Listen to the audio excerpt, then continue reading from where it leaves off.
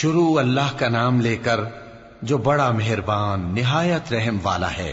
حامیم، اس کتاب روشن کی قسم کہ ہم نے اس کو ایک مبارک رات میں نازل فرمایا، ہم تو خبردار کرنے والے ہیں۔ اسی رات میں تمام حکمت کے کام فیصل کیے جاتے ہیں، یعنی ہمارے ہاں سے حکم ہو کر بے شک ہم ہی فرشتوں کو بھیجتے ہیں۔ یہ تمہارے پروردگار کی رحمت ہے، وہی تو سننے والا ہے، جاننے والا ہے۔ آسمانوں اور زمین اور جو کچھ ان دونوں میں ہے سب کا مالک، بشرطے کہ تم لوگ یقین کرنے والے ہو۔ اس کے سوا کوئی معبود نہیں، وہی زندگی دیتا ہے اور وہی موت دیتا ہے، وہی تمہارا اور تمہارے پہلے باپ دادوں کا پروردگار ہے۔ لیکن یہ لوگ شک میں پڑے کھیل رہے ہیں۔ تو اس دن کا انتظار کرو کہ آسمان سے صاف دھواں نکلے گا جو لوگوں پر چھا جائے گا، یہ درد دینے والا عذاب ہے۔ اس وقت وہ کہیں گے کہ اے پروردگار، ہم سے اس عذاب کو دور کر، ہم ایمان لاتے ہیں۔ اس وقت ان کو نصیحت کہاں مفید ہوگی، جبکہ ان کے پاس پیغمبر آ چکے جو ہمارے احکام کھول کر بیان کر دیتے تھے۔ پھر انہوں نے ان سے منہ پھیر لیا اور کہنے لگے، یہ تو سکھایا پڑھایا ہوا ہے، دیوانہ ہے۔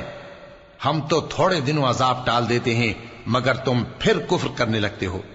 جس دن ہم بڑی سخت گرفت کریں گے تو بے شک انتقام لے کر چھوڑیں گے۔ اور ان سے پہلے ہم نے قوم فرعون کی آزمائش کی اور ان کے پاس ایک عالی قدر پیغمبر آئے جنہوں نے یہ کہا کہ اللہ کے بندوں یعنی بنی اسرائیل کو میرے حوالے کر دو، میں تمہارا امانت دار پیغمبر ہوں، اور اللہ کے سامنے سرکشی نہ کرو، میں تمہارے پاس کھلی دلیل لے کر آیا ہوں، اور اس بات سے کہ تم مجھے سنسار کرو، میں اپنے اور تمہارے پروردگار کی پناہ لے چکا ہوں، اور اگر مجھ پر ایمان نہیں لاتے تو مجھ سے الگ ہو جاؤ۔ تب موسیٰ نے اپنے پروردگار سے دعا کی کہ یہ نافرمان لوگ ہیں۔ اللہ نے فرمایا کہ اچھا، میرے بندوں کو راتوں رات لے کر چلے جاؤ، اور فرعونی ضرور تمہارا تعاقب کریں گے، اور سمندر سے کہ ٹھہرا ہوا ہوگا پار ہو جانا، تمہارے بعد وہ پورا لشکر ڈبو دیا جائے گا۔ وہ لوگ بہت سے باغ اور چشمے چھوڑ گئے اور کھیتیاں اور نفیس مکان اور آرام کی چیزیں جن میں وہ عیش کیا کرتے تھے۔ اسی طرح ہوا، اور ہم نے دوسرے لوگوں کو ان چیزوں کا مالک بنا دیا۔ پھر ان پر نہ تو آسمان اور زمین کو رونا آیا اور نہ ان کو مہلت ہی دی گئی، اور ہم نے بنی اسرائیل کو ذلت کے عذاب سے نجات دی، یعنی فرعون سے۔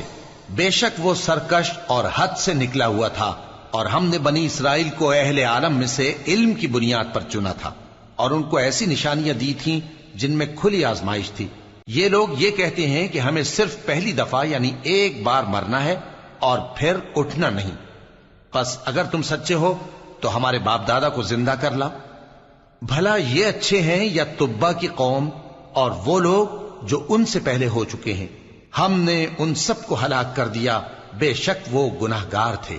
اور ہم نے آسمانوں اور زمین کو اور جو کچھ ان میں ہے اس کو کھیل کے لیے نہیں بنایا، ان کو ہم نے تدبیر سے پیدا کیا ہے، لیکن اکثر لوگ نہیں جانتے۔ کچھ شک نہیں کہ فیصلے کا دن ان سب کے جی اٹھنے کا وقت ہے، جس دن کوئی دوست کسی دوست کے کچھ کام نہ آئے گا اور نہ ان کو مدد ملے گی مگر جس پر اللہ مہربانی کرے۔ بے شک وہی غالب ہے، بڑا مہربان ہے۔ بلا شبہ تھوہر کا درخت گناہگاروں کا کھانا ہوگا، جیسے پگھلا ہوا تانبا۔ وہ تھوہر پیٹوں میں اس طرح کھولے گا جس طرح گرم پانی کھولتا ہے۔ حکم دیا جائے گا کہ اس کو پکڑ لو اور کھینچتے ہوئے دوزخ کے بیچوں بیچ لے جاؤ، پھر اس کے سر پر کھولتا ہوا پانی اونڈیل دو کہ عذاب پر عذاب ہو۔ اب مزہ چکھ، تو بڑی عزت والا اور سردار تھا۔ یہ وہی دوزخ ہے جس میں تم لوگ شک کیا کرتے تھے۔ بے شک پرہیزگار لوگ چین کے مقام میں ہوں گے، یعنی باغوں اور چشموں میں باریک اور دبیز ریشم کا لباس پہن کر ایک دوسرے کے سامنے بیٹھے ہوں گے۔ وہاں اس طرح کا حال ہوگا، اور ہم بڑی بڑی آنکھوں والی حوروں کو ان کی بیویاں بنا دیں گے۔ وہاں امن و اطمینان سے ہر قسم کے میوے منگائیں گے اور کھائیں گے، اور پہلی دفعہ کے مرنے کے علاوہ موت کا مزہ پھر نہیں چکھیں گے، اور اللہ ان کو دوزخ کے عذاب سے بچا لے گا۔ یہ تمہارے پروردگار کا فضل ہے، یہی تو بڑی کامیابی ہے۔ ہم نے اس قرآن کو تمہاری زبان میں آسان کر دیا ہے تاکہ یہ لوگ نصیحت حاصل کریں۔